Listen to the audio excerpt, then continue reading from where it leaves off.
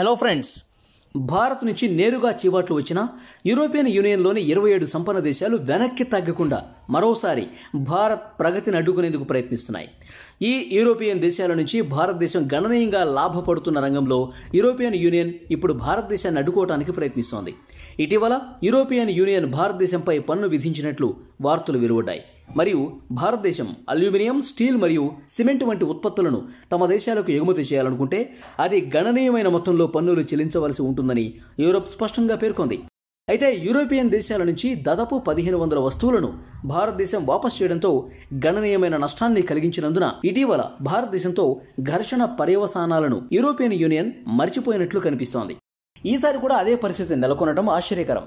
ఆర్థిక అంశాల్లో జోక్యం చేసుకోవాలన్న భారత ప్రతిపాదనను యూరోపియన్ యూనియన్ నేరుగా తిరస్కరించింది. అంటే వారం రోజుల్లోనే యూరోపియన్ యూనియన్కు మరోసారి భారత్ నుంచి గణనీయమైన ఎదురుదెబ్బ తగిలింది. ఈ వీడియోలో దాని గురించి పూర్తి వివరాలు తెలుసుకుందాం. ప్రస్తుతం భారత్ పట్ల యూరోపియన్ యూనియన్ వివక్షాపూరిత వైఖరి స్పష్టంగా కనిపిస్తోంది. యూరోపియన్ యూనియన్ భారతదేశంతో గణనీయమైన వాణిజ్య సంబంధాలను కలిగి ఉన్న 27 సంపన్న దేశాలను కలిగి ఉంది. ప్రత్యేకించి సుగంధ ద్రవ్యాలు, ధాన్యాలు, ఉక్కు, అల్యూమినియం మరియు సిమెంట్ రంగాలలో వారు భారతదేశంపై ఎక్కువగా ఆధారపడి ఉన్నారు. దీని కారణంగా అన్ని రకాల సుగంధ ద్రవ్యాలు మరియు ధాన్యాలను భారతదేశం ఈ దేశాలకు ఎగుమతి చేస్తోంది. అయితే ఇటీవలి సంవత్సరాలలో భారతదేశం పురోగమించడం ప్రారంభించింది మరియు దాని ఆర్థిక వ్యవస్థ అన్నింటినీ మించిపోయింది.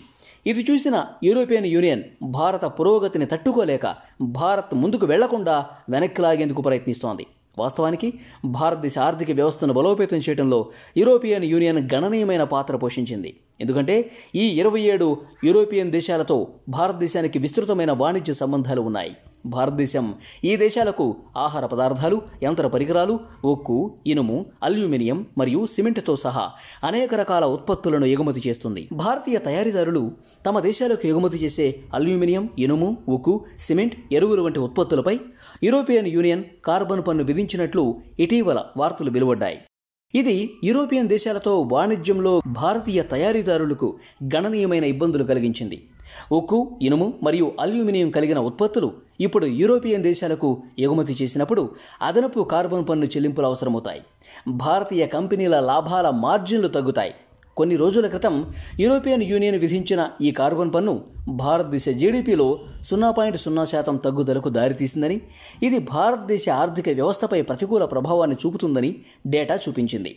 భారతదేశ ఆర్థిక వ్యవస్థపై ఈ గణనీయమైన ప్రభావం యూరోపియన్ దేశాలకు ఎగుమతి చేయబడిన ఈ రకమైన ఉత్పత్తులపై అదనపు 25% పన్ను కారణంగా ఈ ఉత్పత్తులు మరింత ఖరీదైనవి మరియు భారతీయ తయారీదారులకు గణనీయమైన నష్టాన్ని కలిగిస్తాయి.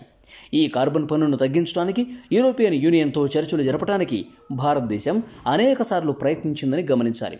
ఎందుకంటే ఇది చిన్న పన్ను కాదు, కానీ వివిధ ఉత్పత్తులపై 25 మరియు 35% ఉంటుంది. యూరోపియన్ యూనియన్ దీనిని తగ్గించడానికి నేరుగా నిరాకరించింది.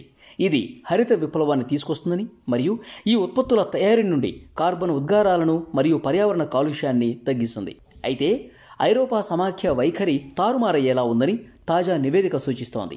యూరోపియన్ యూనియన్ నేరుగా అంగీకరించకపోతే భారతదేశం ఈ సరిహద్దు పన్ను ప్రతిపాదనను తిరస్కరించింది.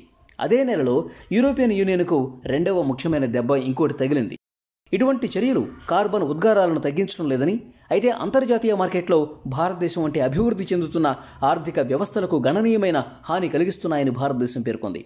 ఈ కార్బన్ పన్నును వ్యతిరేకిస్తున్న ఏకైక దేశం భారతదేశం మాత్రమే కాదు, చైనా మరియు దక్షిణాఫ్రికా కూడా దీనిని నిరసిస్తున్నాయి. ఈ నిబంధనను ఉపసంహరించుకోవాలని యూరోపియన్ యూనియన్ను బలవంతం చేసింది. యూరోపియన్ యూనియన్ వల్ల భారత్కు సమస్యలు రావటం ఇదే మొదటిసారి కాదు. కొన్ని నెలల క్రితం యూరోపియన్ యూనియన్ భారత్కు స్క్రాప్ మెటల్ ఎగుమతిపై నిషేధం విధించింది. స్క్రాప్ మెటల్ అనేది విస్మరించిన ఇనుము కుప్పలను సూచిస్తుంది.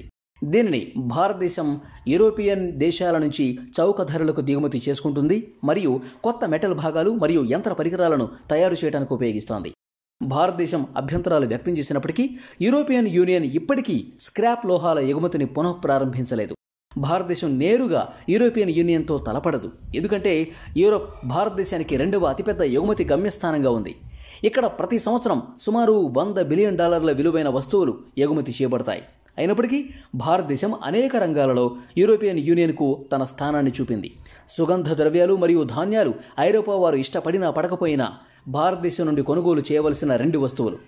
భారతదేశం బియ్యం ఎగుమతులను నిషేధించినప్పుడు యూరప్ భారతదేశాన్ని వాదించవలసి వచ్చింది. తదనంతరం భారతదేశం యూరోపియన్ యూనియన్కు బియ్యం ఎగుమతులను తిరిగి ప్రారంభించింది. భారతదేశం మొదట నిషేధం విధించినప్పుడు భారతదేశం బాస్మతి బియ్యాన్ని ఎగుమతి చేసే యూరోప్లోని మార్కెట్లోకి ప్రవేశించడం ద్వారా పాకిస్తాన్ పరిస్థితిని సద్వినియోగం చేసుకోవడానికి ప్రయత్నించింది. ప్రపంచవ్యాప్తంగా బాస్మతి బియ్యాన్ని కేవలం 2 ప్రధాన ఉత్పత్తిదారులు మాత్రమే కలిగి ఉన్నాయి, భారతదేశం మరియు పాకిస్తాన్. అయితే పాకిస్తానీ బాస్మతి బియ్యం నాణ్యత భారత్లో అంతగా లేదు. కాబట్టి పాకిస్తాన్ యూరోపియన్ మార్కెట్ నుంచి వైదొలగవలసి వచ్చింది. భారతదేశం తిరిగి ప్రవేశించడానికి అనుమతించింది.